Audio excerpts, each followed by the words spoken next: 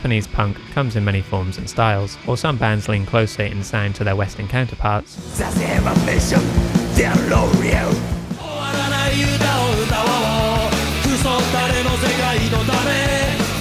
Others have developed a more unique sound palette all of their own, and this is particularly evident when discussing how the bass guitar sounds and is utilised. So in this video, I won't be covering every single band or subgenre, instead focusing on a few bands that stray further from your typical Western punk sounds. Broadly speaking, one aspect of J-punk bass that often stands out as a clear distinction from Western punk bass is the preferred sound and style of the instrument. To give a rough overview, many Western punk bands typically favour a precision bass, or similar models, which produce a more rounded sound heard in countless classic punk songs.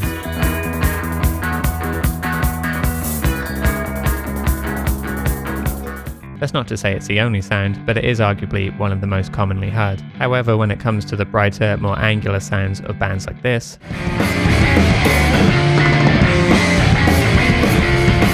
you will often hear that they tend to favour a sharper, more trebly bass tone, such as a jazz bass or a stingray. This sound often pairs well with the more complex chords and brighter tones of the single-coiled equipped guitars that are a staple of these particular subgenres in Japanese punk.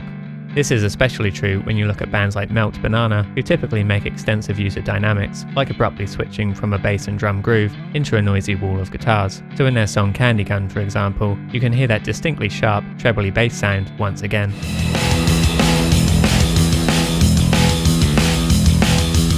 And even as the wall of guitars engulf most of the mix, the bass is still cutting through.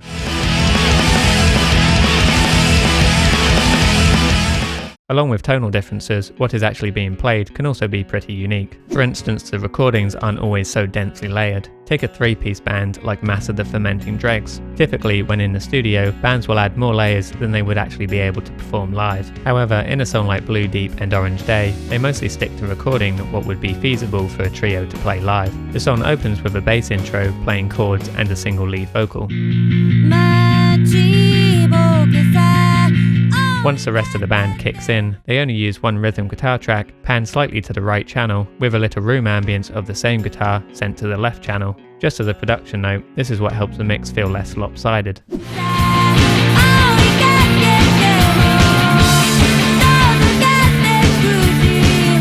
Since the band's instrumentation is quite stripped back, it allows the bass to occupy more of the low end of the mix. The chords here really help to fill out the sound of the rhythm guitar, almost acting like a double of it, while also fulfilling the traditional role of the bass.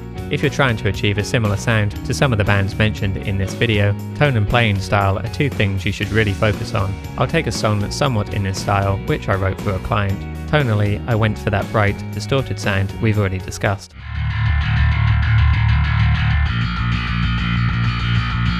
The opening section of the verse is similar to that Melt Banana song from earlier, where it's just a drum and bass groove. Later on, a simple root note guitar line comes in. I chose to make the bass line quite busy here to match the upbeat drums, and since the guitar line is super basic, it won't get in the way of anything important.